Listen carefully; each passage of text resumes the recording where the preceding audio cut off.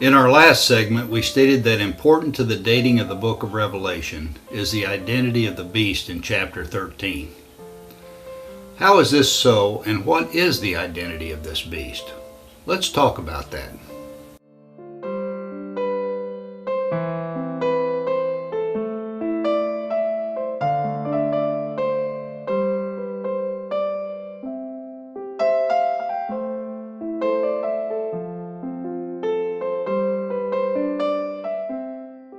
Let's begin again this session by reading the passage of Revelation 13.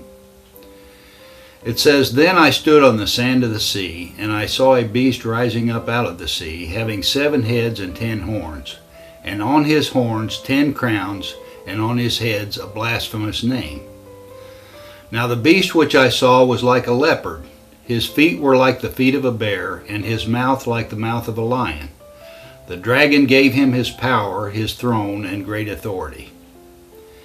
And I saw one of his heads as if it had been mortally wounded, and his deadly wound was healed. And all the world marveled and followed the beast." Once again, we must point out that when this passage stated all the world marveled, it is using the Greek word "gay," which is a very broad meaning term, meaning earth, ground, country, land, or world. And in the context here, meaning the Roman world. Quoting from the translation notes of the Geneva Bible regarding this passage, we see an identity mentioned. And it says here, "This is the other place that pertains to the description of the beast of Rome.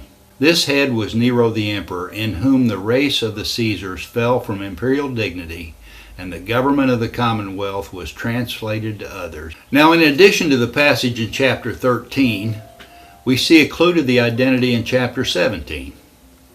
In Revelation 17, 1 through 6, John gives a vision of the great harlot riding on a 7-headed, 10-horned beast. The woman was labeled as Babylon the Great, the mother of all harlots. Then in verse 9 through 11, the interpreting angel gives the meaning of the 7-headed beast. He says, "Here is the mind which has wisdom. The 7 heads are 7 mountains on which the woman sits. And they are 7 kings. 5 have fallen, 1 is, the other has not yet come. And when he comes, he must remain a little while. The beast which was and is not is himself also an 8th, and is one of the 7, and he goes to destruction." This passage is properly explained by Jonathan Welton in his book, The Art of Revelation. In this book he states, "This passage, which speaks of the line of rulers in Rome, tells us exactly how many rulers had already come, which one was currently in power, and the next one would only last a short while. Take a look at how perfectly it fits with Nero and the Roman Empire of the 1st century. The rule of the first 7 emperors is as follows. 5 have fallen. These are Julius Caesar, Augustus, Tiberius, Caligula, Claudius.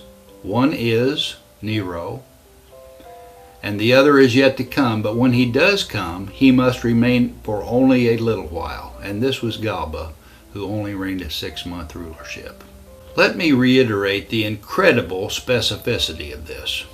The angel is telling John that these kings represent the emperors in succession of the Roman Empire. If we look these emperors up according to secular history, we find that they are Julius Caesar, 49 to 44, followed by civil war; Augustus Caesar, 27 to 14; Tiberius Caesar, 14 to 37; Gaius Caesar, 37 to 41; Claudius, from 41 to 54; Nero, from 54 to 68; and Galba, from 68 to 69. Just a period of only a few months. Now, just as a side note, Julius Caesar was assassinated in 44 BC. Following this, civil war was present until his adopted heir, Octavius, later known as Augustus, became the next Caesar of Rome. I just want you to notice how precisely the succession of emperors is as described in the book. There is no possible way that this could be a coincidence. All of them reigned over a period of years, with the exception of Galba, who only reigned for a period of about 6 months. The reason Galba reigned such a short period of time is because it was the beginning of a civil war in Rome, and amazingly, this exact scenario is described precisely in chapter 17 and verse 10. Isn't it amazing how precisely this prophecy came to pass? Once again, I must reiterate, there is no possibility of a coincidence here. It is the power of God in the fulfillment of prophecy according to His will and purpose.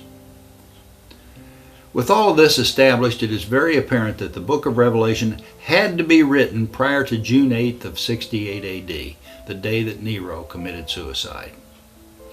Now, as we continue in chapter 17, we read the following, beginning in verse 12.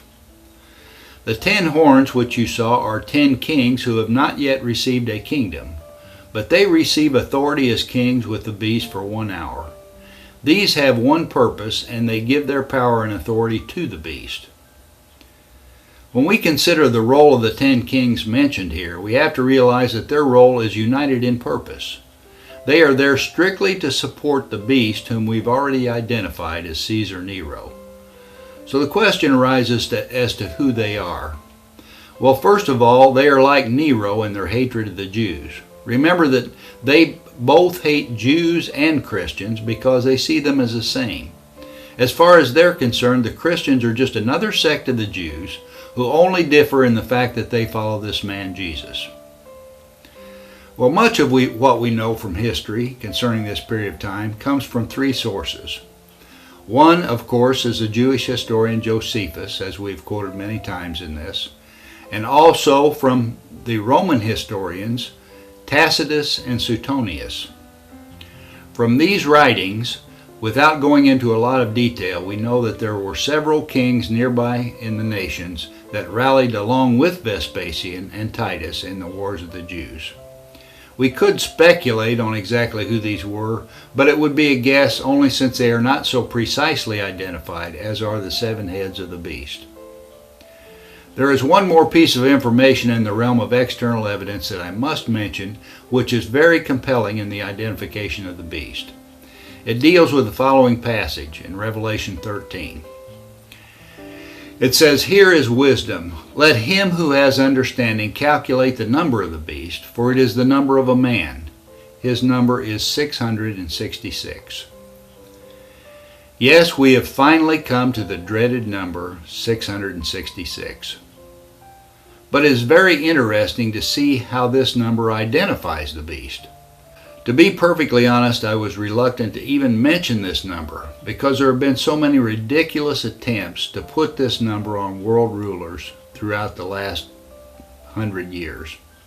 This includes everyone from Adolf Hitler to Ronald Reagan to Pope Benedict and many others.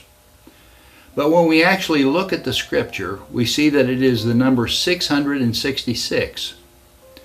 Dr. Ken Gentry points out that a 1st century Hebrew spelling of this word is NRWNQSR,